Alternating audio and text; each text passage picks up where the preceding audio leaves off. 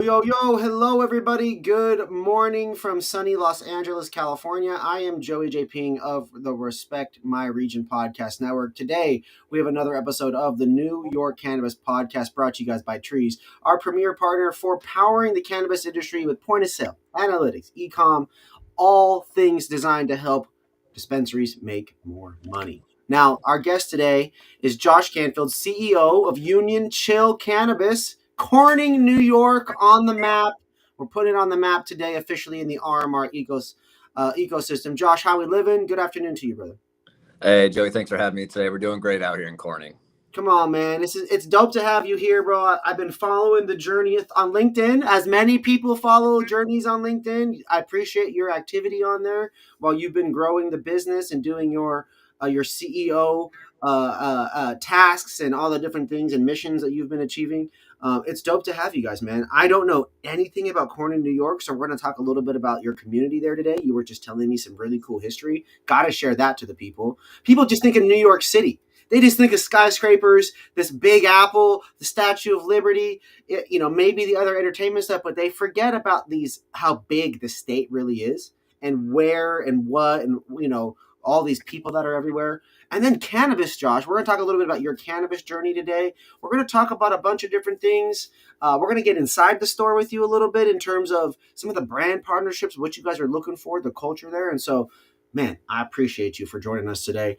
Big shout out to our partner Trees here for providing the opportunity for us to do this and to being a platform.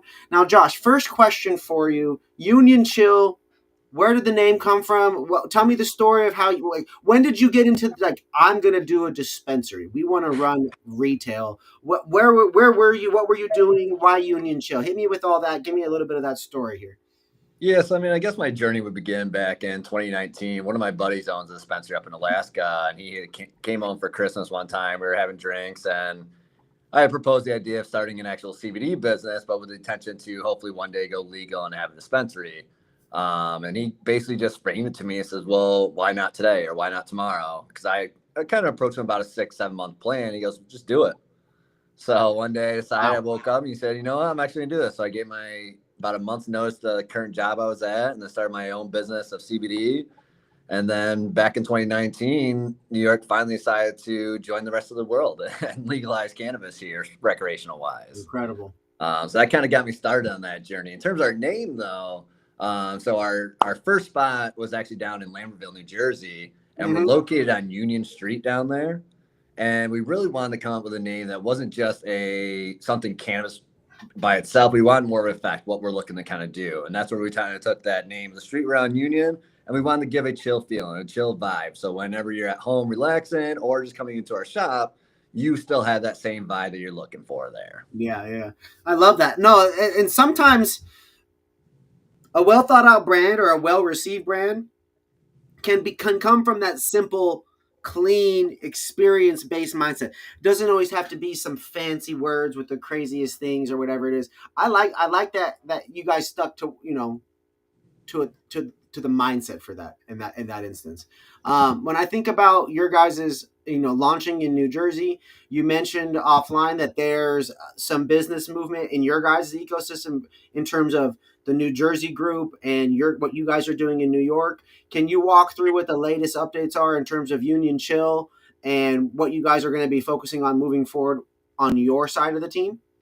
Yeah, absolutely. So, as we kind of progress through this industry in general, we're kind of seeing what's working, what's not. We're having great ideas. So, yeah, recently we sold our business down in New Jersey. So that'll be kind of taking place this fall, where we kind of then move solely and focus here in New York. Yeah. I run pretty much all the New York side of things here with Union Chill, and that's our main focus now. We're about 2 months old now, being open and running. Yeah, so that's really kind of hitting the ground still early. Really kind of going through it, which has been great so far. Nice.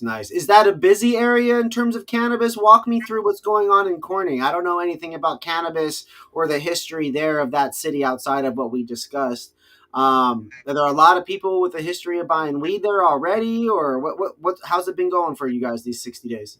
Yeah, so the first 60 days have been really great so far. We do have a firm history of cannabis use in this area. Actually, if you were I can't remember what episode it was, but High Times way back in the day did a article about an area close to here that was great for growing. They used to fly little crop dusters in and out, and it was only about 35, 40 minutes from where we're located. So we have really great growing soil here, especially in the Western and Finger Lakes part of New York, which is, again, not New York City, but the rest of New York that The we have rest of New York, here. yeah, right.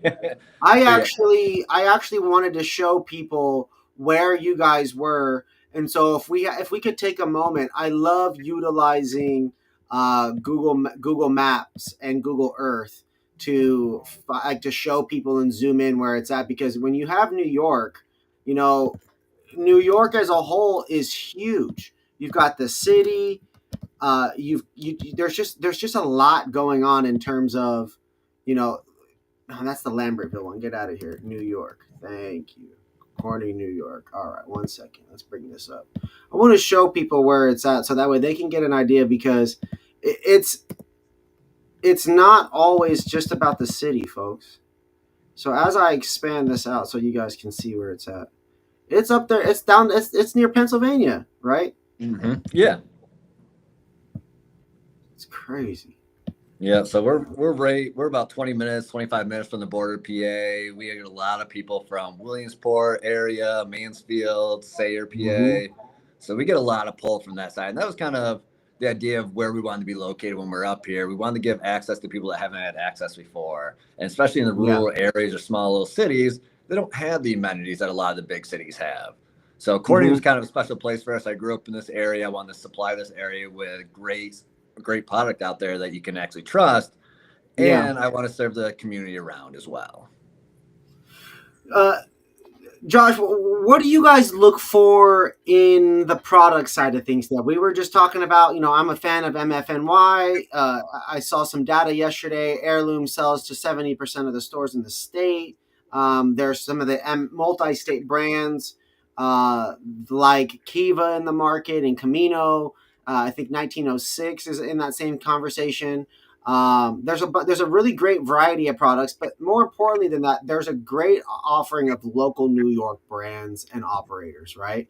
Let's talk a little bit about those operators, Josh. Who are some of the operators out there local to New York that you have really just seen, rise and shine and grow and just stand out to you first and foremost? Anybody could ask for what's the best, and I'll get to what you think is the best. But who have you noticed that really just has kept working, risen from wherever they were, and is now shining, that you think deserves some attention? I mean, one of the ones that first pops into my mind, especially one that's very close to our area and that I've seen grow from the very beginning of stages to where they're at now, would definitely have to be like Nana Coke. They're one of the top brands in the state Yeah, right yeah, now. yeah. I've like I said, I saw them at the very beginning stages where they're kind of putting stuff out, and where they're at now, and they're 10, 20 times better than where they started at. And the Wow. quality of product just keeps coming and coming, and their sales reps are great. They're always in stores, kind of educating with consumers, talking about it, supporting everybody, not only their own brand, but supporting other local brands as well, too. Yeah. It's important to have consistent communication and have that engagement. Are you got you just gave them props for how they engage with you guys. Do you feel that that style is the appropriate style that all brands should be taking, or or is there a preferred way to engage with Union Chill that you guys like to operate within? I don't know if there's any particular way any brand should or shouldn't act. I think everybody has their own kind of approach, own look to things, and own Mm-hmm. style. But I mean, yeah, there's common goals that you kind of want to have in place, kind of relationships that you want to build with each and every one of them, which is nice.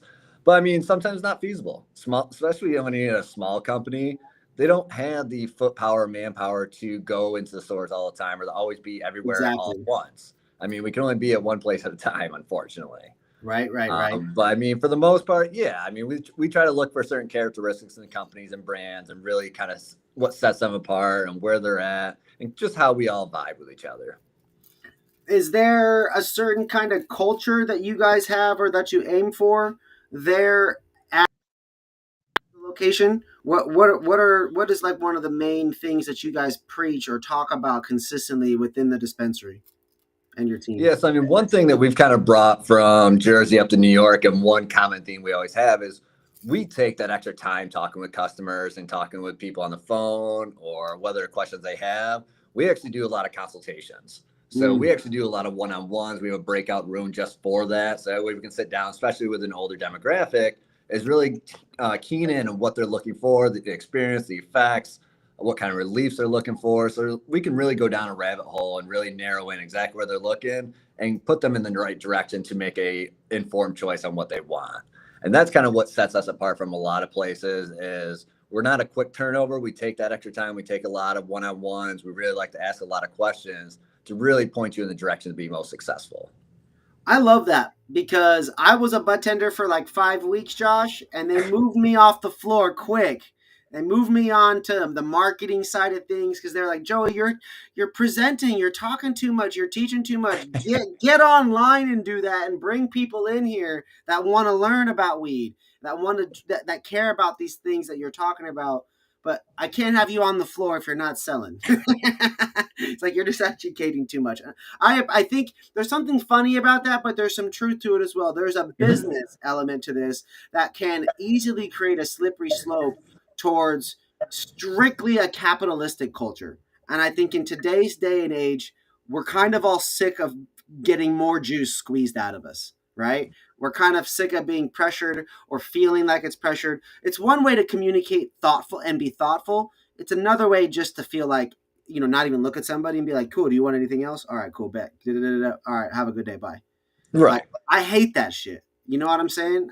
It's And not a so, relationship. It's just a transaction at that point. yeah. And I go places where and not about having a relationship, but I'll give you an example. I went back to Ross the other day, right? And because I created an interaction myself, and the individual on the other side had good, receptive, and reflective energy on the other side, the next day I went back and had to take something back without even coming up. He remembered me. Mm-hmm. I'm a person first. But if I would have just been a transaction of his day, no way in hell he's going to remember me. You know what I Right. mean? And when we talk to customers, we want to know what they're doing, where they're going, what's going on. So when they come back next week, hey, how was your trip to go see your daughter? How was your trip to go see your son? How was that kayak Absolutely. adventure? Whatever it may be, still you understand them. You get to know them a little better. So again, the more you know your customer, the better you kind of point them in the direction of what they could or not like. One of my favorite open-ended questions to ask people working at the lounge and as a former bud tender is, hey, man, how'd that weed work for you? Mm-hmm. Right? Hey, it's like, hey, did you enjoy that beer? How'd it do? Oh, yeah, man, it tasted great. It got me fucked up. Da, da, da, da. It's similar lines, right? Oh, yeah, Like, absolutely. just being a waiter or a waitress and getting asked if I enjoyed my food or just that opportunity to speak my mind, that's the service that we're looking for, folks. And we appreciate the time that you guys are able to spend, and I'm sure the customers are too. Circling back to some of the brands, I was alluding to what you guys look for, and you gave a shout out to Nanticoke, right? Who are some of these other brands that you've noticed really deliver premium on that word premium, right? Yeah. So, I mean, again, the premium definition can kind of vary for a lot of different people because we have the new ones, we have the old heads, and we have the kind of connoisseurs out there in the world. But premium to me, I would have to say brands like Uami is one of the top brands in the state right now, just consistently putting out just top quality flower. Incredible. But they don't charge that out of that crazy price. They put it in the range that are affordable to everybody. So that way everybody can get their hands on it. This is flower, correct? And this is flower. Yep. Yeah. So they're doing some of the best flower in the state right now. Amazing. I love that. I've seen them on my last visit. I'm excited, but I did not try it. So I'll definitely have to peep that and give it a shot on this next go. Do you feel like New York's price per product is better for the customer, or still leaning towards the margins for the brands like it used to be? Because those $75 to $80 1 gram discounts, oh my god, that was wild that time. Yeah, so we are starting to see that slight decline in price, which is nice. So again, more consumer friendly in terms of some of the pricing. I mean, we're seeing grams of concentrate finally drop from that 80 100 range down into that 60 range, and actually be quality grams out there for those, which is kind of nice to see. But I think the best part of it is seeing like the micros or these new licenses kind of come out and challenging these kind of mature brands that have been out there and pushing them to do better now. So that way, Yeah. not only are they dropping the price, but they're also increasing that quality that they're putting out because they know they're going to get passed up by some of these legacy growers that are starting to come out now. The some perspective on that I've come to learn. Imagine being a big ship and you're traveling at a certain speed and you've got to follow those rules from whenever you started doing that. And now things have changed and you got a bunch of little boats all around you flying around. And those are these boutique craft operators. They can do it quicker, they're more Mm-hmm. nimble and agile. They're able to adapt to the genetics and the trends faster. It's hard to turn a big ship and have it move in a direction very fast. You know what I'm saying? Any direction. And Yeah. so that's something that's interesting about your guys' big brands is they were a little slow to change, but now that they've got, I'd say the revenue seems to be rolling for New York. They seem to be launching a lot more products in a variety of SKUs. Some of those older, I wouldn't call them older, but those Cadillac type of brands, you know, Mm-hmm. a little chunkier, classier, heavier brands, and it could be an heirloom, all the way across the board to some of these other groups. Um, do you when it comes to what this data says is top products, that's typically reflective of how many stores and how much they buy and sell through, right? Do Right. you agree that your products and the customers that those numbers are reflective of what the consumers are in Corning are buying? Like if there was a top 10 per some data company for New York, would that still reflect what you guys are selling there in Corning? Yes and no. So, I mean, if you're looking at categories, for example, if you look at New York City alone, you're going to see flower and pre rolls being hands down the top. That's what's selling every time. Yeah. Now you move up just north here into the southern tier region, and yes, flower across the board will always be your top category, but we're seeing more in terms of drinks are a big hit up here. Disposables are a huge category up here that we thought that wasn't going to be as big, but has proven to be one of the top categories around. So you do You see said the little changes. disposables? Yeah, Mm. yeah. Yeah, So I mean, that SKU had a huge boom. I mean, I've got two sitting right here. So that I mean that category had a huge boom over the last 4 years, and specifically the last 2 years. It seems that another wave of millionaires were created with these brands who could afford to get hardware and quality oil in it.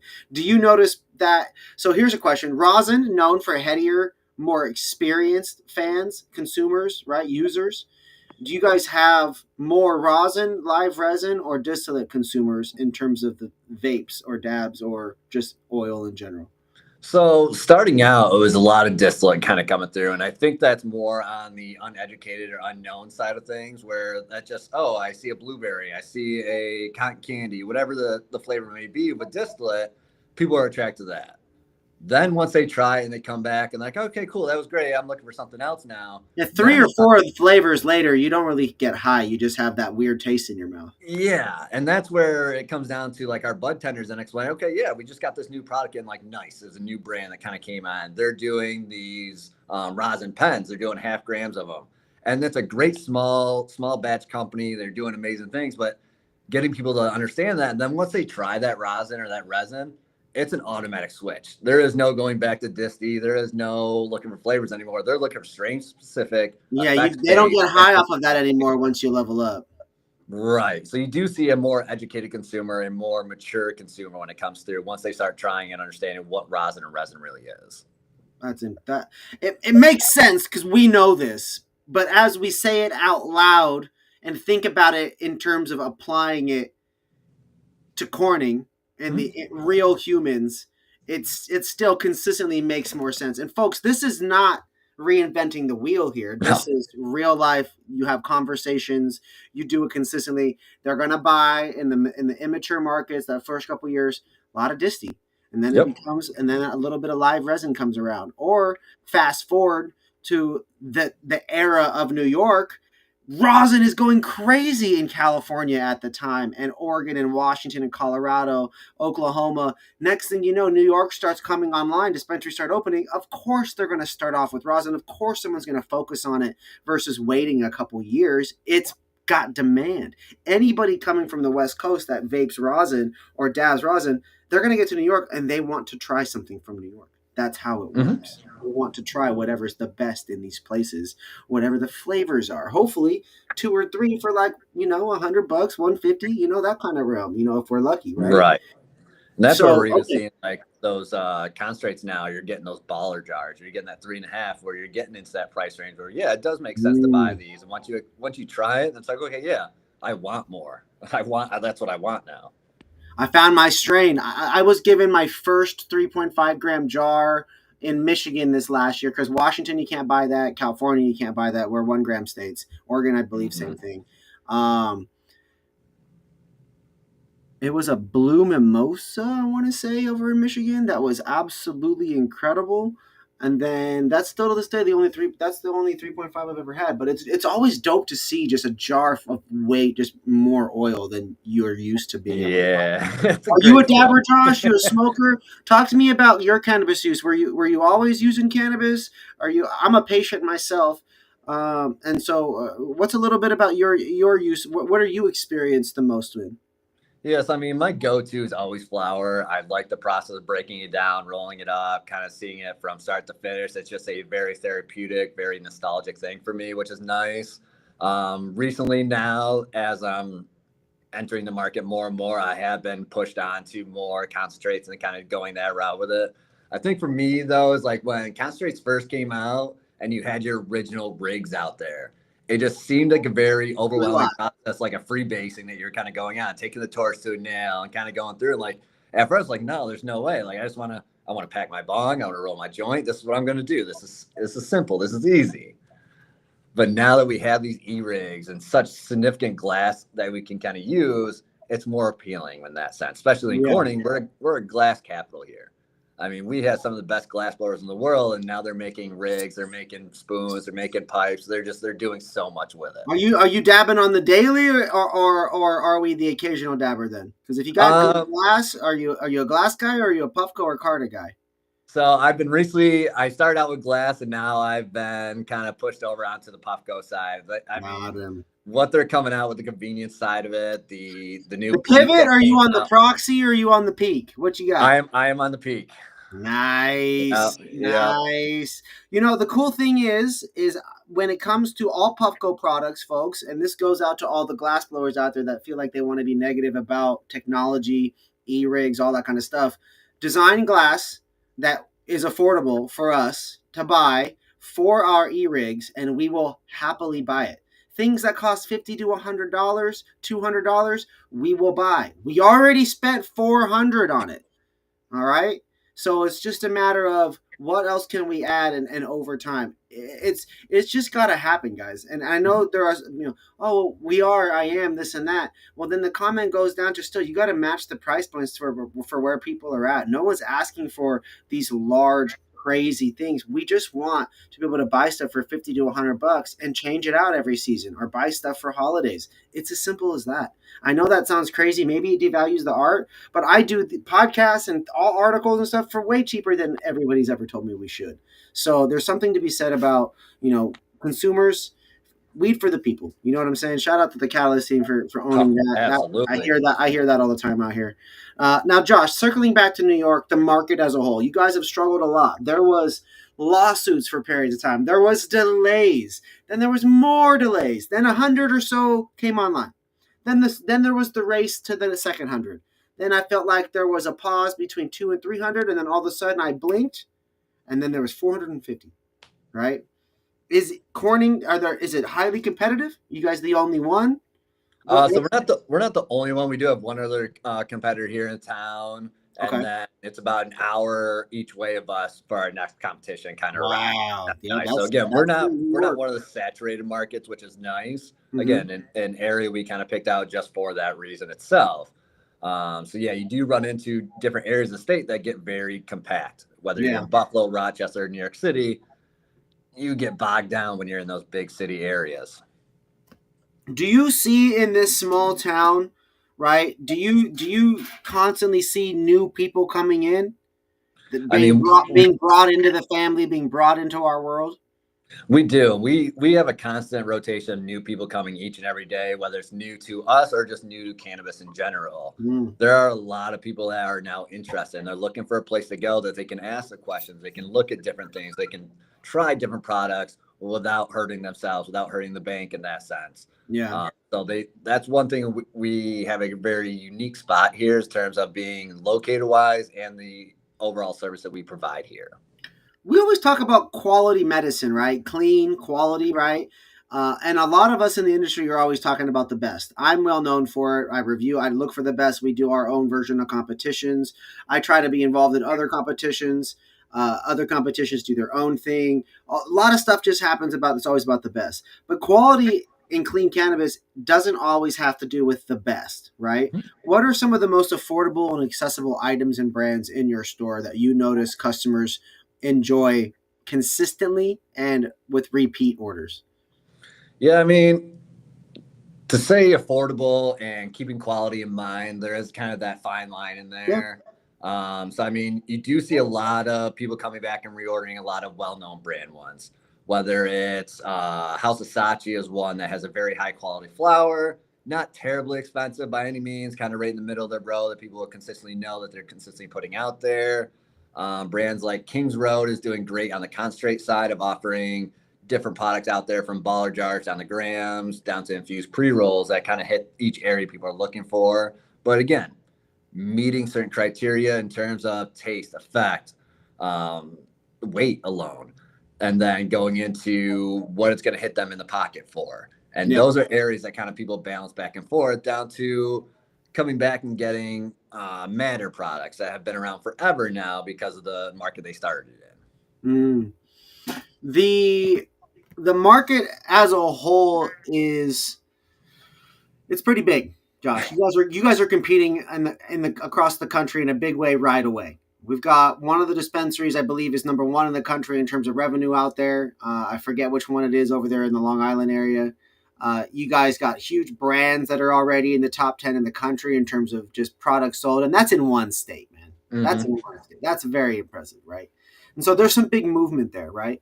In terms of what you noticed there as CEO, are you involved in the buying and the products and the coordinate the curation of all those things?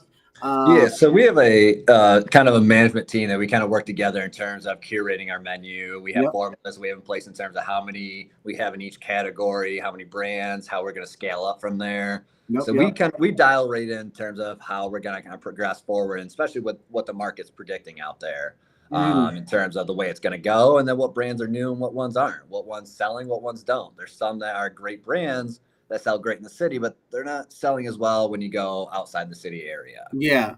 That was going to be my next question. Is I'm sure that some of the pockets, like the product demand, it's got to vary from pocket to pocket, right? I'm sure that the classic business variables apply in terms of demographics and how median incomes and age and how far things are or whatever. But in terms of you guys specifically, what would you say are your absolute favorite products in the store and or best sellers if someone was going to Oh. come in there and ask for some combination of man, I got 200 to 500 bucks, man. I'm trying to spend money. It's Christmas. It's whatever. Like, I'm trying to get gifts for people and I want to do this. Like, hit me with, a little health and wellness. You talked about some good flour. Hit me with some, maybe a good vape or two, or these beverages you were talking about. Like, you Mhm. know, can you be my personal shopper for like 500 bucks real quick? You know what I'm saying? Absolutely. I mean, that's what's nice is when customers come in, they have a lot of different needs, a lot of different ideas of what they want to do, especially when they're looking to buy for others. Mm-hmm. One of the greatest things when you can buy for others is doing something you can be social with. So beverages. Yeah. Beverages are great for that example. So if you go to a Christmas party, a holiday party, or just grilling out on the weekend, you have people coming over, you offer them these things that they normally wouldn't try, or even like popsicles. You can do stuff like that and have a good time with it. So companies like Yeah. Layup, which J.R. Smith, the basketball player, just started here in New York, they do these beverages layups. They're called. They have strawberry lemonade, limeade, lemonade, black cherry. They're nice 10 milligram cans, and they're designed to share with others. It's a social impact that you kind of do. So you buy a case of those, you can pass them out to whoever at the party. You can get a go way back in your nostalgic And remember, like the freezy pops that we had as kids that we kind of Yeah, eat those like that. Otter Pops, the tubular ones. Yeah, so Yeah. similar to that, they just have in like the plastic sheath now, and you throw them in your freezer and you pull one out, and you got 10 milligrams in a nice little freezy pop. So I mean, those Wow. are nice little party gifts you can kind of do. Or if you're looking at pre-roll basis, you want to look at something that's going to have multiple. So you can do like a pack of five. This brand called Operator. Mm, Operator is one of the really cool brand from the SEAL Team Six that went over with Bin Laden, did all that. They have a brand here in New York called Operator. They do a couple 5 packs and they have flour as well. that's That's some of the best kind of flour I've really had out there so far. They're one of my favorites to kind of go through. I pitch them a lot to people as well. Come on, Everybody, man. Hey, operator, man. I want to tap in with you guys. Reach out, dog. We want to tell your story. That's sick, man. We want to support what you guys do. And mm-hmm, this layup from J.R. Smith. I am a J.R. Smith. I'm a basketball fan. J.R. mm-hmm. Smith with a beverage out there and available in the cases. Man, that's sick, dude. That's sick. And Josh, you're talking brands and products that I've not heard others talk about. And so you and your team there, mad respect to the menu curation and being up on these. I think offering products that other people don't have is a huge part of being different and standing out, being memorable, and catching. And from a then business standpoint, that's how you're going to catch a couple extra orders from people that shop elsewhere. They're going to come there and they can go wherever they want and get whatever they want normally. But I always go to other grocery stores to get things that I need too. You know what I mean? Right. No, absolutely. We want to specialize in certain areas or have certain brands that kind of work with us over other ones. And then we also Yep. want to offer what they buy at every other store as well too. So that way you Absolutely. can kind of find what you normally get, but hey, let me try something different today. And now this is your options for it.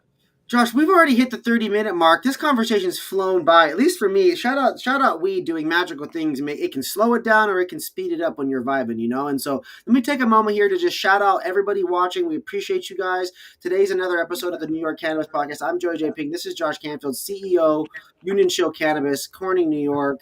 They just split here from their New Jersey partner. So if you've been used to seeing Union Chill down there, there'll be some things going on there in New Jersey. Continue to support, continue to do your thing.